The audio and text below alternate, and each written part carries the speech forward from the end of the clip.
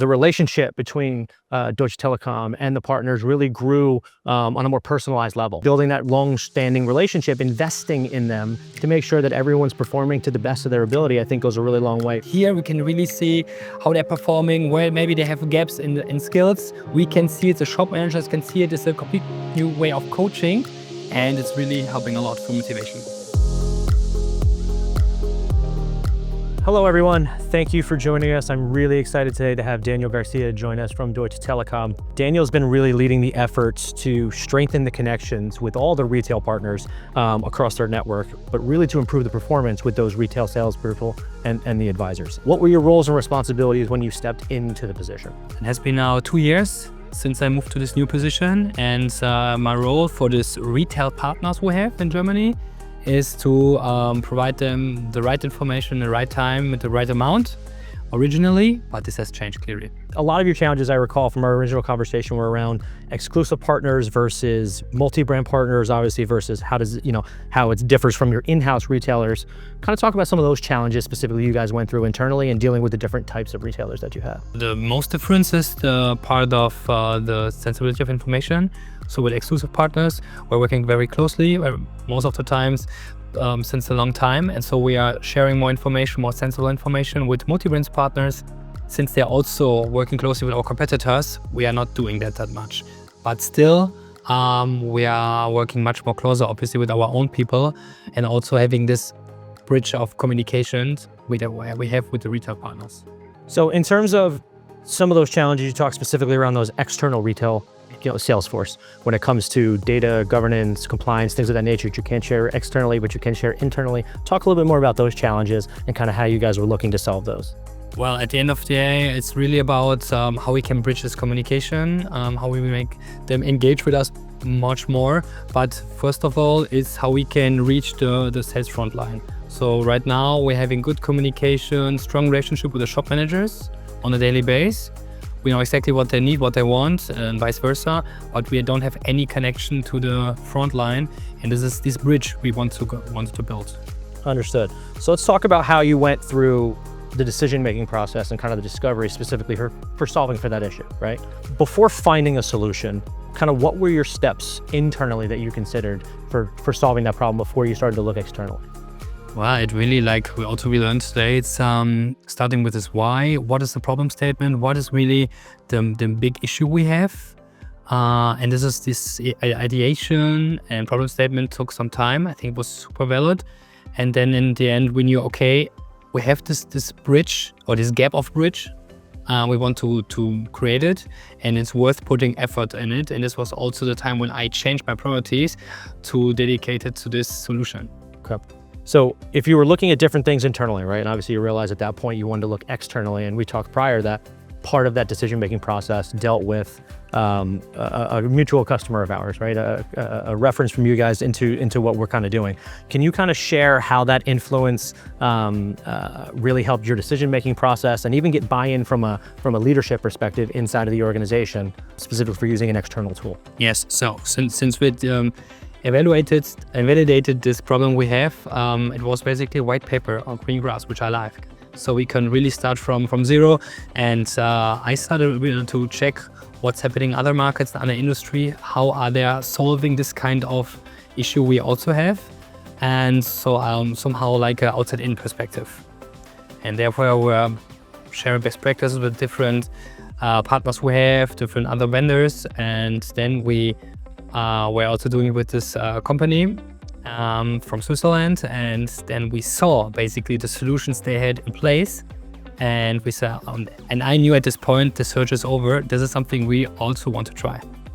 Makes perfect sense. And if you think about it, a reference from a reputable colleague reference, things that you're using always goes a really long way, not only for gauging buy-in, but also kind of understanding the process specifically for how these things are implemented. Now, I know when we first discussed this, the speed was obviously a point of contention that you wanted to hit head on, right? Yeah. How quickly can we get these things up and running? So talk a little bit about, the pilot process. How fast did that work? What did that look like? And kind of, what factors helped moved you quickly in that process?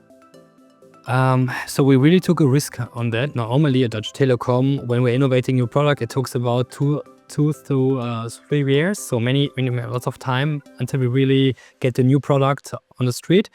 We said, okay, let's really try to get first valid insights and experiences within the next 6 months. So we really try to set just a few set of KPIs, reduced amount of users, but just to really get a first impression. Is it something we can put more effort in? Is it something we can build a good narrative and tell the management, and then get a commitment for a bigger project then?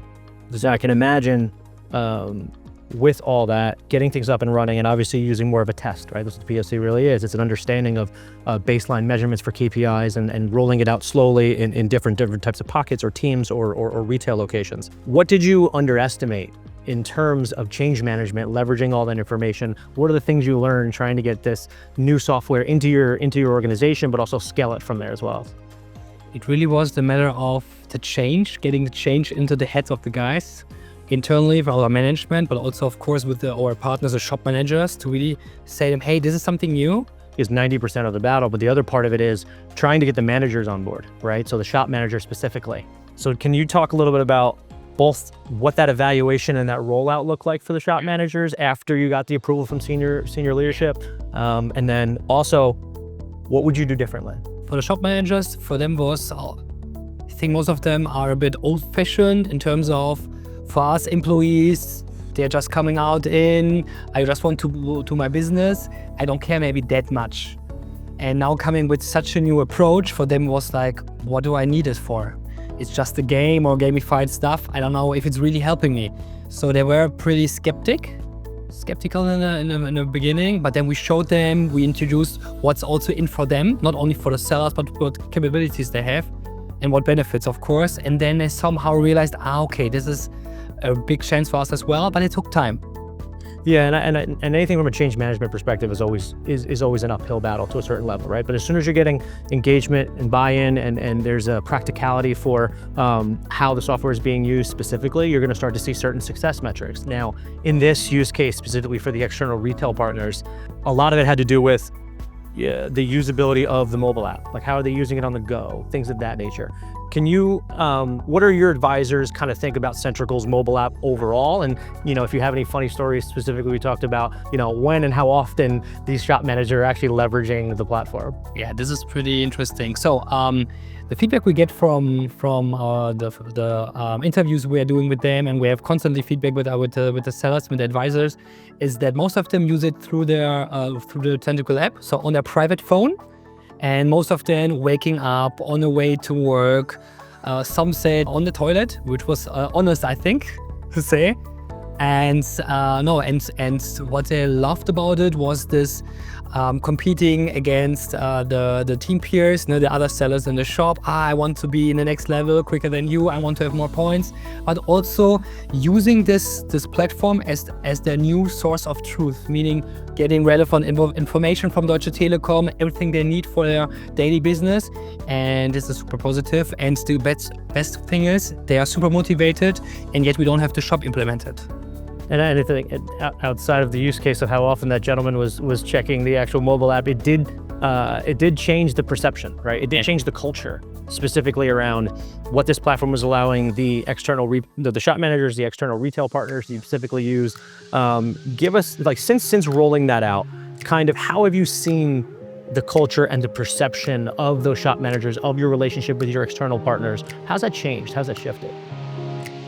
That's a bit tricky, to be honest. So the main idea of why we as Deutsche Telekom did that was also to emotionalize our sellers. So bring them a bit more to our company, to the brand, and feel more appreciated. And this is something when we are also in interviews, we see that.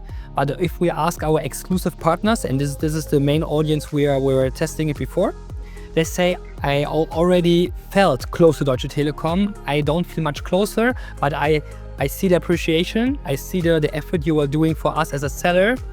And now it's interesting when we are now moving forward. Now we are addressing the multi-brand partners, which are also selling the competitors.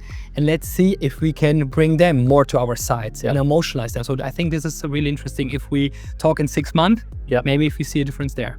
Yeah, and I love how once rolling it out to the different types of stores, that the relationship between Deutsche Telekom and the partners really grew on a more personalized level, right? Because not only was it you lending out because you're trying to get better performance out of them, you're trying to obviously motivate them wherever you can, but specifically building that long-standing relationship, investing in them to make sure that everyone's performing to the best of their ability, I think goes a really long way for not only your brand awareness, but also your brand engagement with different types of partners that we talked about. I think most customers look at how do we measure this as a success, right? We talked a lot about the intangibles, right? The brand, the relationship, the performance aspects.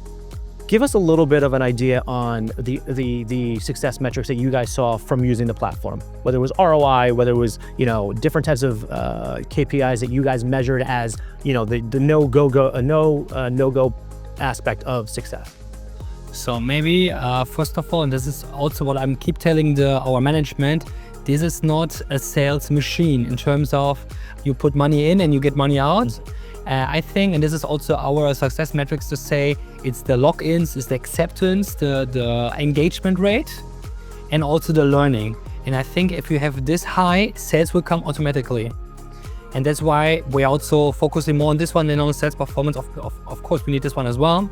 But these three metrics, especially login, engagement, and learning quote, learning ratio, and how well they are doing over time. The idea is to get better through our platform, getting better skilled salesmen, and then also, of course, better sales performance. These are the metrics we have. Are you finding any of the signals that you're getting from Centrical's platform that resonates with the workforce more than others? Is there certain metrics that are really making them motivated to perform better? Is it the gamification effect? Is it the personalization of the learning? Is it the AI coaching? What aspect of it specifically really resonates with that workforce? I would say it's two things. First of all, the learning. It's we have lots of learning, also activities at Deutsche Telekom, but it's more like a black box. I'm providing something. I can see if they're attending or not, but I don't see how well and how lasting it is. Here we can really see how they're performing, where maybe they have gaps in skills. We can see it, the shop managers can see it. It's a complete new way of coaching. This is one thing. And the other thing, which is unique, I think, are the kudos. And personally, I thought it's just some gimmick, some nice feature, but turns out this is helping so much on the motivation. And we have a constantly high rate of kudos being sent, being received among the shop members and the sellers. Also the shop managers are now using it, and it's really helping a lot for motivation. That's fantastic. Now, we've covered a lot in the short amount of time, just in terms of the entire process, from the times that you were figuring out what the problem was that you were trying to solve for, what those baseline metrics were, how you discovered Centrical, how you did the discovery of understanding how we could solve for those issues. We've gone through the different ways that you've implemented it and how quickly that has happened.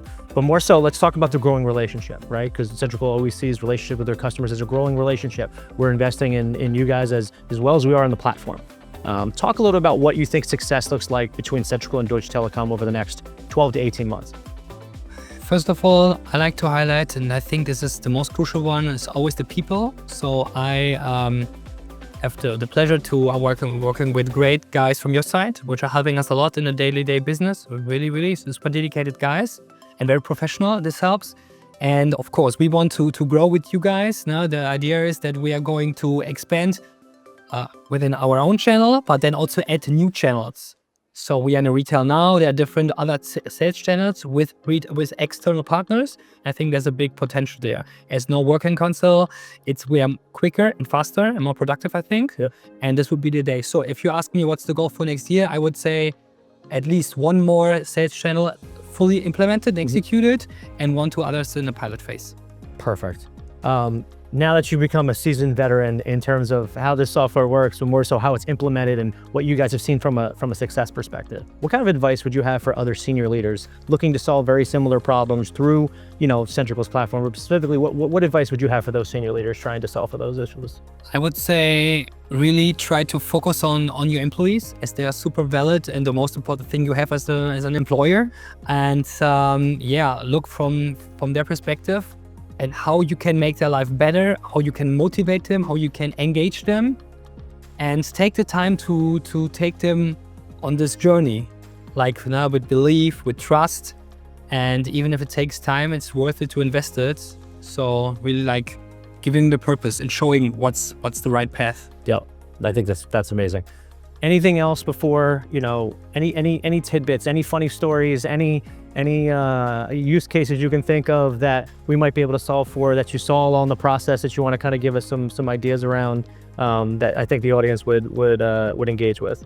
I think what is super important for us, and this is also something I think you're working as well, is how we can use AI stronger for coaching, for advising, for example, for shop managers, and also for training, for example, real-time conversations you have like in the shop. And it's something maybe you can also bring it to the platform, and you have then more interaction that you can test there, and maybe how to overcome tricky conversations. And I know technology is there, or just bridge it together, and I think this is a super good use case. Perfect. Daniel, I want to thank you for your time today. It's been a really good conversation. I've thoroughly enjoyed it. I hope our audience listening really enjoyed the conversation as well. If you look at the valuable insights that we've just shared with Daniel and Deutsche Telekom, please continue to follow us on Centrical for further insights with leaders across the different verticals, industries, use cases that we're solving for. But Daniel, I want to thank you for your time today, and I really enjoyed the conversation. Me too.